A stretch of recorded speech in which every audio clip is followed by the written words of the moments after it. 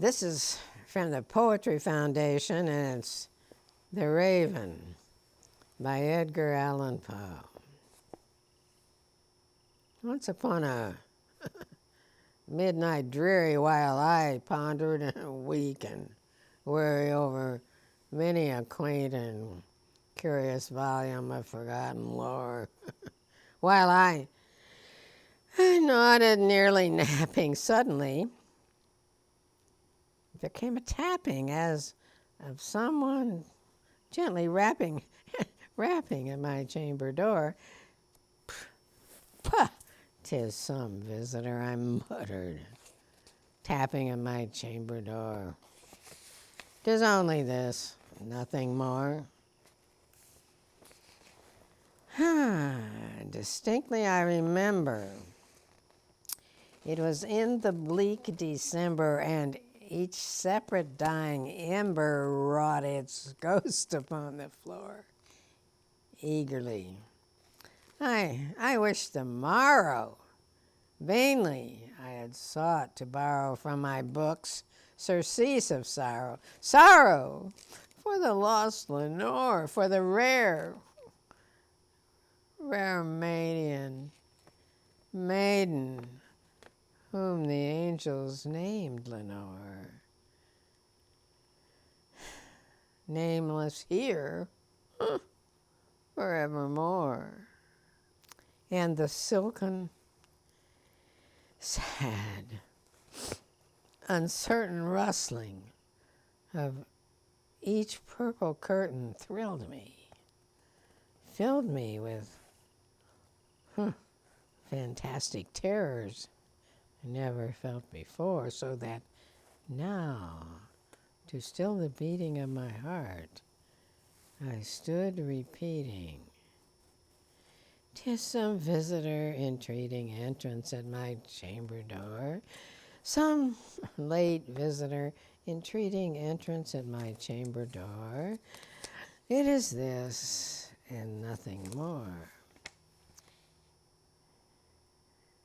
Presently my soul grew stronger, hesitating then no longer. "Sir," I said, or "Madam, truly your forgiveness I implore, but the fact is, I was just napping, and so gently you came rapping, and so faintly you came tapping at my chamber door, that I scarce was sure I heard you. Here I opened wide the door. Darkness there, and nothing more. Deep into that darkness peering, long I stood there wondering, fearing, doubting, dreaming dreams no mortal ever dared to dream before, but the silence was unbroken, and the stillness gave no token, and the only word there spoken was the whispered word, "Lenore." This I whispered, and an echo murmured back the word, "Lenore."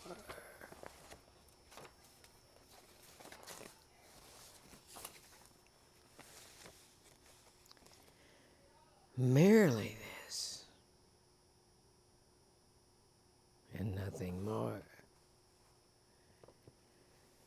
Back into the chamber turning, all my soul within me burning, soon again I heard a rapping, somewhat louder than before. "Surely," said I, "surely this is something at my window lattice. Let me see then what thereat is." And this mystery explore. Let, let my heart be still a moment, and this mystery explore. 'Tis the wind and nothing more. Upon here, I flung the shutter, when with many a flirt and flutter in there stepped a stately raven of the saintly days of yore. But with the mane of lord or lady perched above my chamber door, perched upon a bust of Pallas, just above my chamber door, perched and sat, nothing more. And then this ebony bird beguiling my sad fancy into smiling by the grave and stern decorum of the countenance it wore.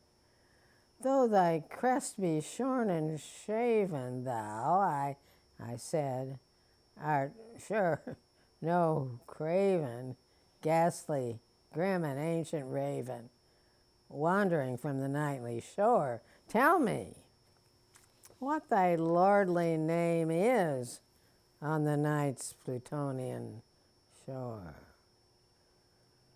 Quoth the raven, nevermore. Much I marveled this ungainly fowl to hear discourse so plainly, though its answer little meaning, little relevancy bore, for we cannot help agreeing that no living human being ever yet was blessed and seeing above his chamber door, bird or beast, upon the sculptured bust above his chamber door, with such a name as Nevermore.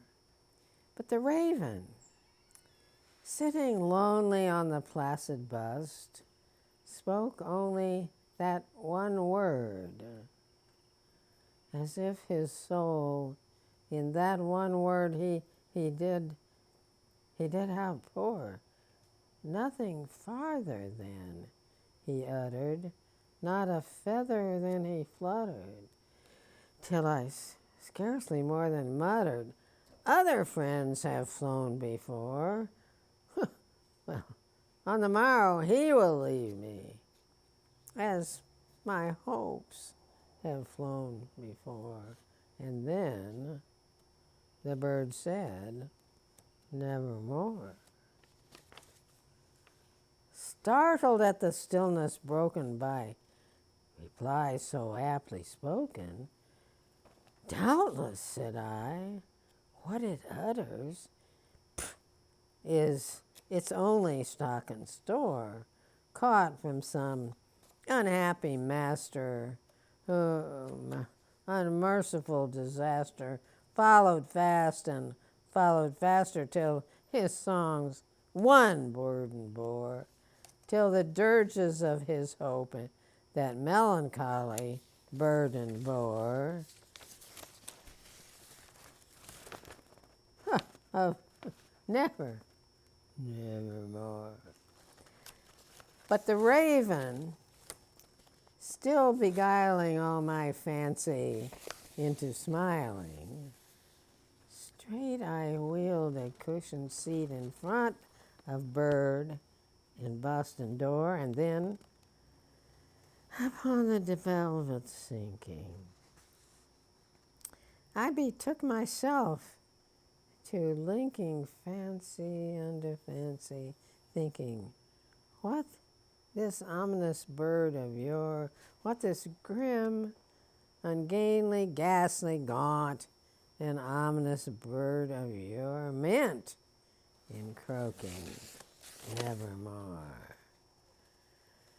This I sat engaged in guessing,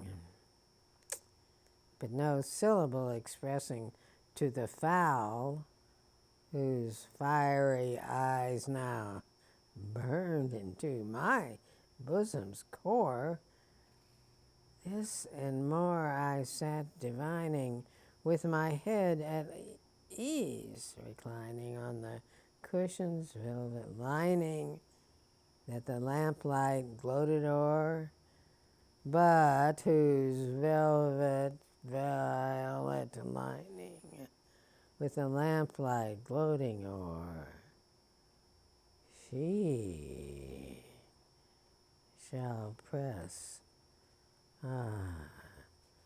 nevermore. Then methought the air grew denser, perfumed from an unseen censer swung by seraphim, whose footfalls tinkled on the tufted floor. Wretch, I cried, thy God hath lent thee. By these angels he hath sent thee. Quaff, oh quaff this kind nepenthe, and forget this lost Lenore.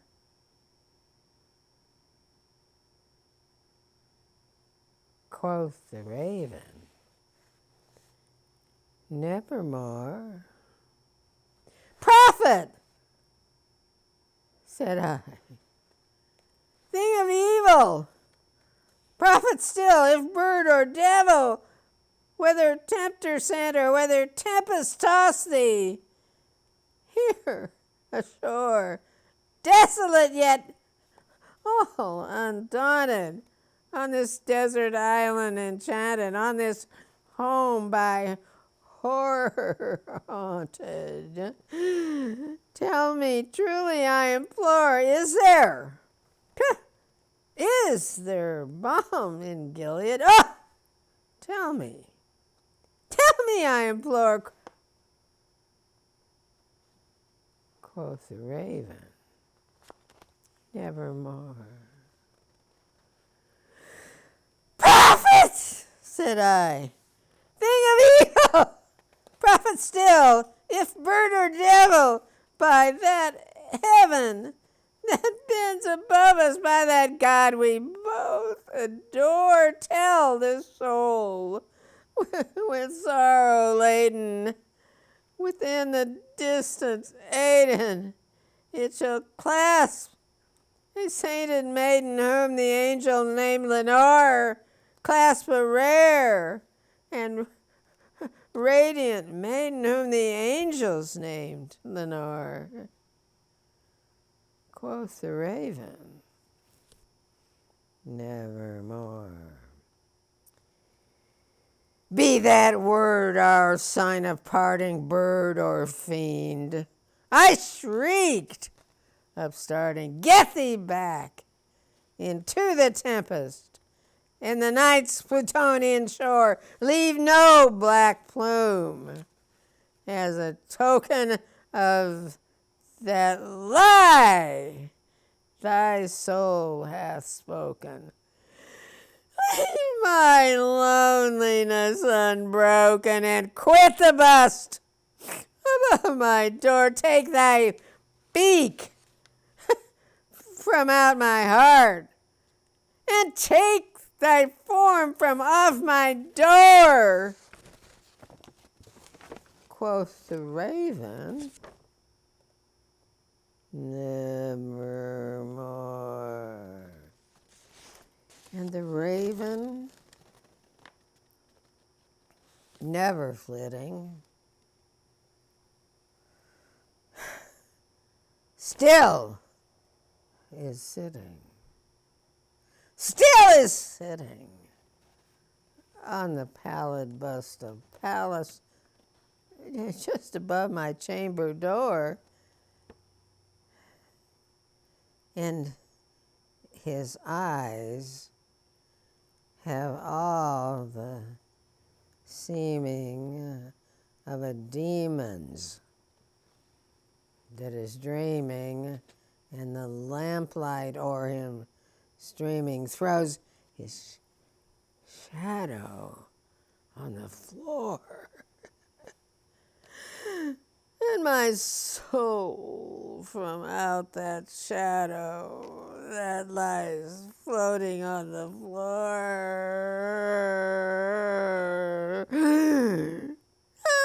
shall be lifted. Nevermore. Nevermore.